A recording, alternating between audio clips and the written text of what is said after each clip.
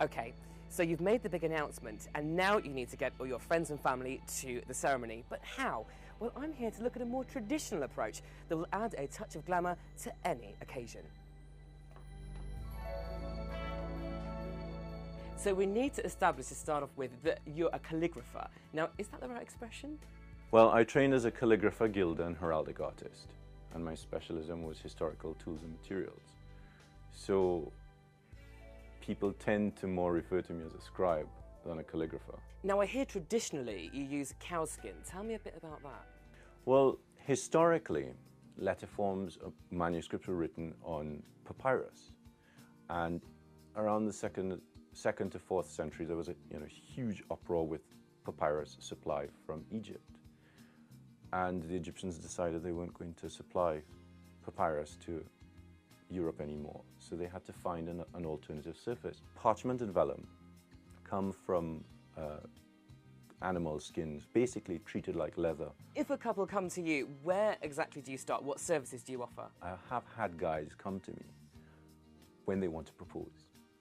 This guy called me up and he said, I really love this girl and I'm going to propose to her in Greece this weekend. I've written a poem and I want you to write it out. So that kind of thing then started at the absolute beginning. They then wanted their save the date cards done. Then they wanted the engagement card done. And then they came back to me and they said, right, we're getting close to the wedding and we need to get the invitations done. So they get the invitation design. You sort of think that's about it. And of course, a year later they call you up and go, wait, we're having a baby, you want a birth announcement. Okay, Paul, now we have all these bits and bobs in front of us. Where do we start? Right. I think the first place to start is with the paper. Usually people come to you after they've had their wedding invitations printed, which is a problem.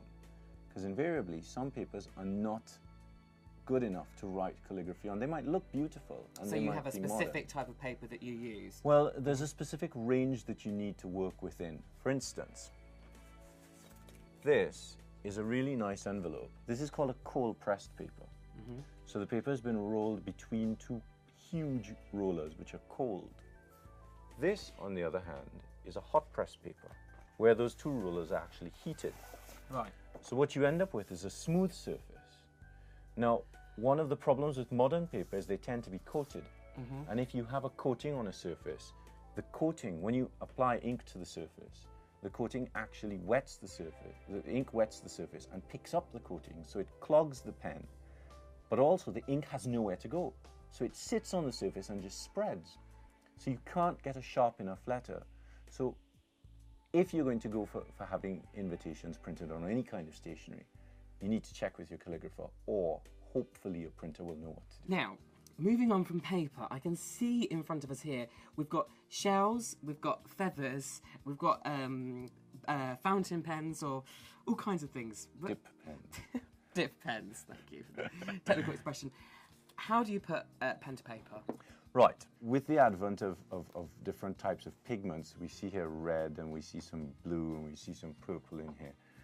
I tend to use shells for mixing pigment or paints. So you actually make your own paints? Is that how it generally works? Well, yes and no. It depends on how much the client is willing to spend.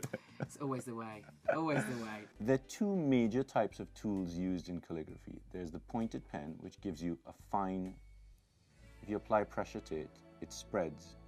So it goes from fine... Oh, it's like pincers. Yes, from fine to heavy. And this generally produces copperplate script and Spencerian script.